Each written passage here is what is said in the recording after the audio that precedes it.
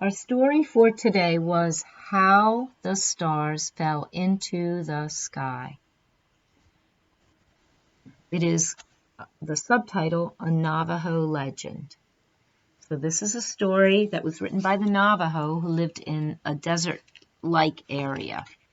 So we can already assume that the Navajo thought of it as being in the desert. Okay? When the pulse of the first day carried it to the rim of night, so there's life coming up. First woman said to first man, "The people need to know the laws. To help them, we must write the laws for all to see."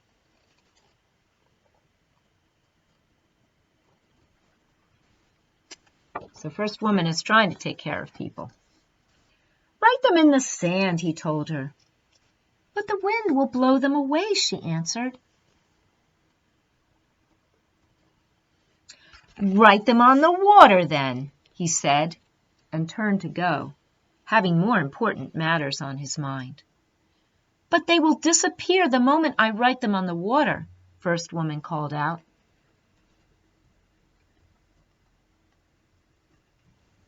So we have some characters and we have a setting.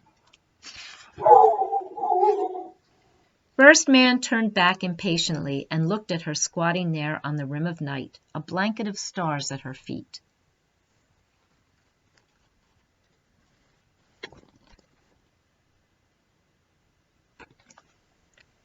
"Why don't you write them in the sky?" he said.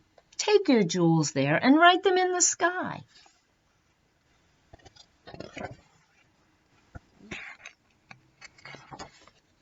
So she's going to try and put the laws in the sky using the stars, and that way they'll stay there. They'll be there forever.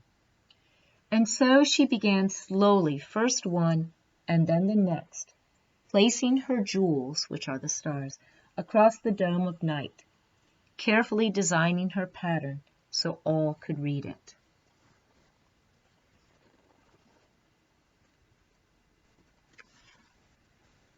As I said, we have our characters, we have our setting, we've had the beginning, we have a problem, like how does she communicate the laws to all the people so that they don't forget them? But First Woman was not alone. Behind a low tree, Coyote crouched, watching her as she crafted her careful mosaic on the blackberry cloth of night. He crept closer. So just so you know, the mosaic is referring to the placement of the stars.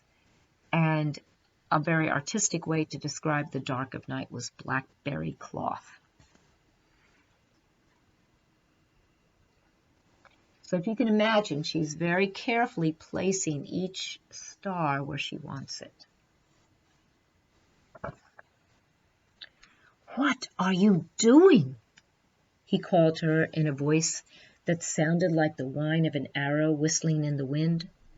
"Why are you tacking up the night sky with your jewels?" "Oh," she answered, deliberately shifting a star, "I am writing the laws so all the people can read them. There will be no confusion if we all can always see the laws."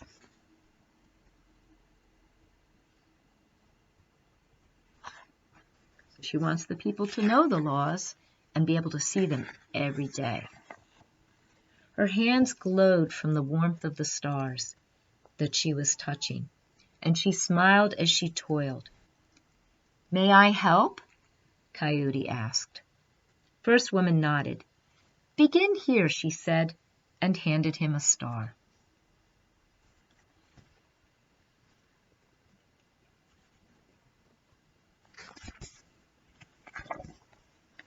Coyote hung the star and stepped back to look. He was probably very proud of himself. He hung another and another, but for each star he hung, First Woman's blanket held 100,000 more. "This is slow work," he grumbled.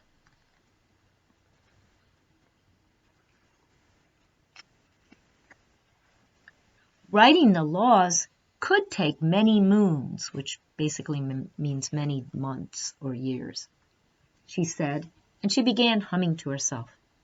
Can't we find a faster way and be done? Coyote asked.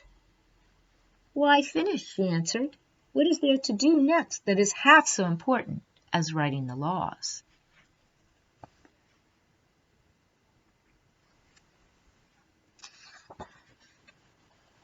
The people will see the laws before they enter their hogans at night.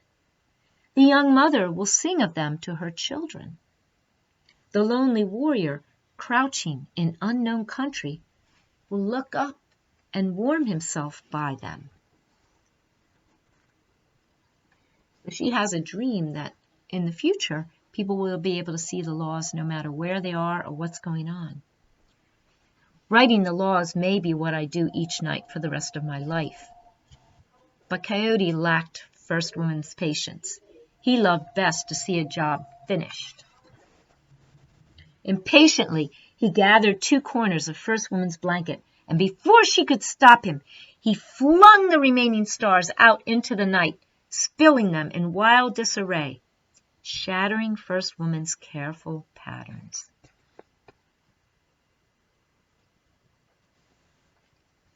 And as I said, if you could imagine painting a beautiful painting and taking so much care to make sure every little line was in the right place, and then I came along and picked up the paint and threw it at your picture, you might be a little bit discouraged.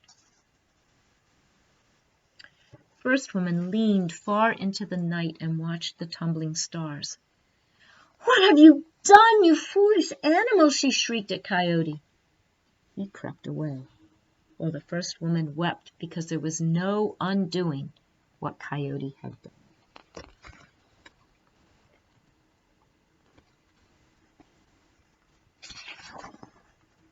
As the pulse of the second day brought it into being, the people rose and went about their lives, not knowing in what foolish haste Coyote had tumbled the stars, never knowing the reason for the confusion that would always be there among them.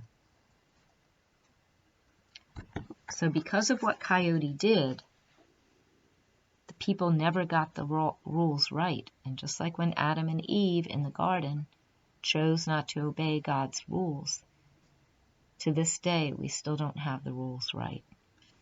So that's the end of the story. Think about the characters, the setting, the problem of not knowing the laws, the beginning when the woman was trying to find just the right way to keep the laws preserved forever, the middle where she worked so hard, and the end with the confusion. Was there a solution to the problem? There was, and then it got undone, just like when God created the world and it was beautiful and everybody loved it, or Adam and Eve loved it, and then they chose not to do the right thing. That's the message for us too. All right, bye now.